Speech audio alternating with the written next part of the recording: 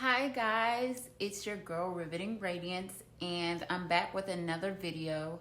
This is like my 5th video in a row. So today is a highly anticipated video because it is a request from one of you guys, one of my riveting rays of sunshine. And her name is a new me. And she is a longtime subscriber. She is a day one. She's super supportive, super loyal. And no matter how long I'm gone, whenever I come back, she always welcomes me back with open arms. So today's video is a request that she made. And I'm gonna go ahead and read what she asked me to record. So the comment reads, "Oh my God, Shanika, thank you so much for your encouragement and blessings. Will love a video on how to save up on purchasing a new home and tips on paying your cars off early."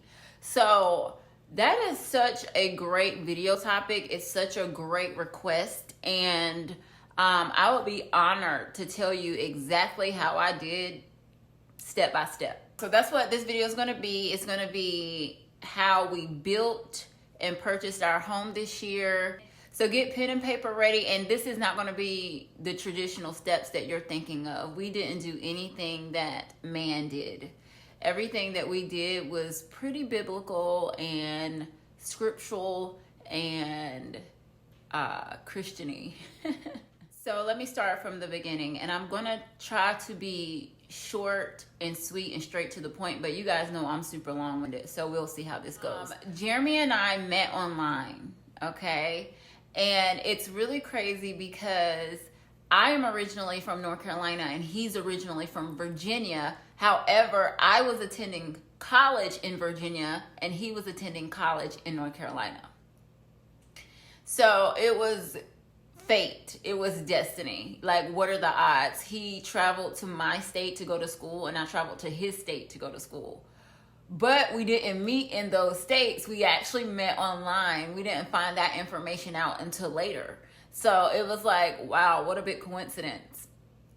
And so I went to Hampton University in Virginia, and he went to North Carolina A&T in Greensboro, North Carolina. So we met online and we started dating, and we dated for 5 years, guys, 5 entire years. And what is really crazy is that his mom invited me to church one Sunday, and I ended up joining that church.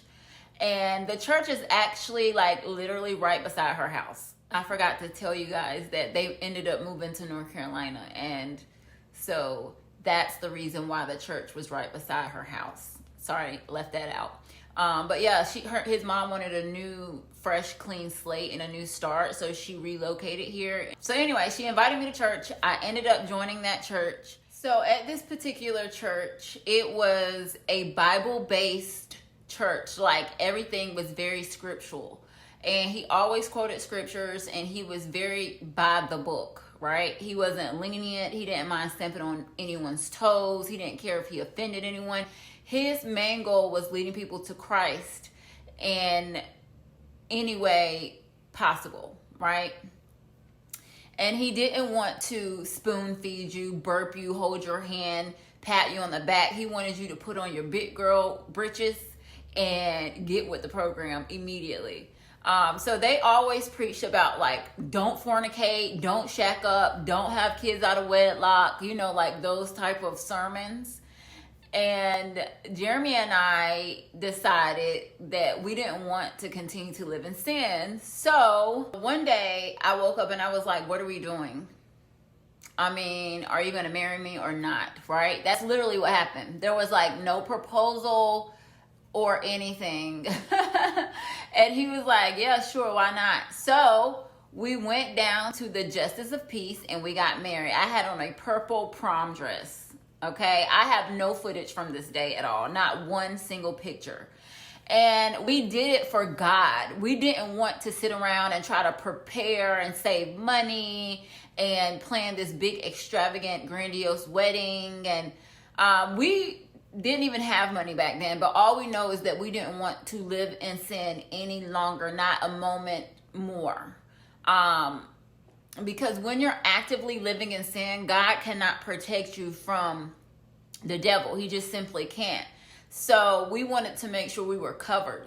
I guess that you can say that preacher put the fear of God in us, because we definitely went and got married and did not care, because it was just not worth it. The difference between committing a sin and living in sin is that if I go out here right now and kill somebody, I can repent. As long as I turn away from that and don't do it again, God will forgive me. But I can't really ask him to forgive me for living with my boyfriend, like shacking up, and because I'm actively doing it. I'm doing it every day, like day in and day out. You know what I mean? So anyway, that's the difference.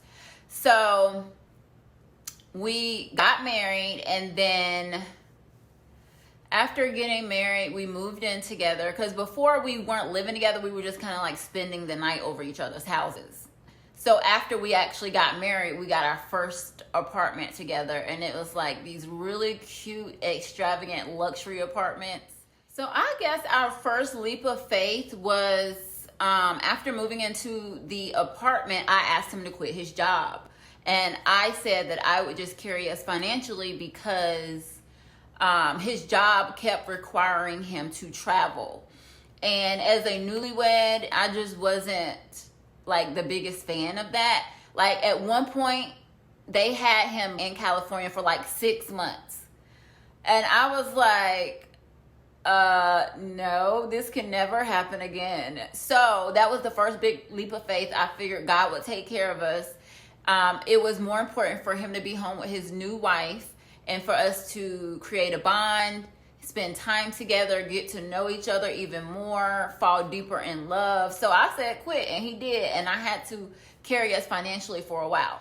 So that was like our first big leap of faith, and we noticed that God took care of us, and we really attribute that to getting married and turning away from our sin, because marriage is so important to God. Like it's really, really important. So that was that. And then after that, we ended up moving from that luxury apartment because it was kind of expensive. And we moved down the street to another set of apartments. And then I think that's when I ended up getting pregnant. Now, after I got pregnant, I went on maternity leave. And I think I worked all the way up until my due date. So this enters our second big leap of faith. Now remember, every time we take a leap of faith, it's like we are rewarded for it, because it lets God know that we trust him just that much. And my best friend has a shirt that says, "Faith got me living a little bit risky." And that's exactly what the type of stuff we were doing. So as my maternity leave came to an end, my husband and I decided that I could stay home. I wanted to stay home to raise my daughter. I wanted to homeschool her. I didn't want her going to daycare or being in the care of someone else other than myself or her dad. And so we decided I was going to stay home. Now, my husband has a job at this point, but it's not super lucrative or anything. So we definitely didn't feel 100% comfortable letting me stay home. But like I said, it was a leap of faith. So we ended up staying home. And when I say God took care of us that entire time, he took care of us the entire time. I am now 39 years old. That happened when I was 28. I stopped working in corporate America when I was 28, and I'm 39, and I have not gone back since. So when God says that he will reward you for obeying his commandments and, not being disobedient to his word, he's serious. So that was like our second leap of faith, right? And then we ended up staying there for years at this particular apartment complex. The apartment complex said that we had to upgrade from a 1-bedroom to a 2-bedroom because you can't have that many occupants in a 1-bedroom. And I was like, oh my gosh, what are we going to do? Because, it's going to be hard to qualify for anything with just one income right now. And so we decided, third big leap of faith, to apply to buy a house. Why not? We don't have anywhere to go. We don't have any money. They're kicking us out. We can't afford to upgrade. Let's just try to buy a house. So that's what we ended up doing. So I guess what, we're on our third leap of faith. So we started to try to buy the house, and then that's when God started working even more overtime in our situation. Now, this video is going to be about the current house we're in, right? Because we just built a new house and we bought a new house this year. But this is talking about the first house. So we were kind of had our back up against the wall, but you would think you would try to do something else as an alternate route, but we decided, why not apply for a house? So that's what we ended up doing. And we ended up having to do a GoFundMe. I put it on this channel, and you guys showed up and turned out. I also did not have all the money until right before I sat down at the lawyer's office at the round table. Let me pause it right here really quickly. I also want to mention that we scraped up some money ourselves. We got money from the GoFundMe from you guys, and one of my close friends offered to let me borrow $3,000. I did not ask.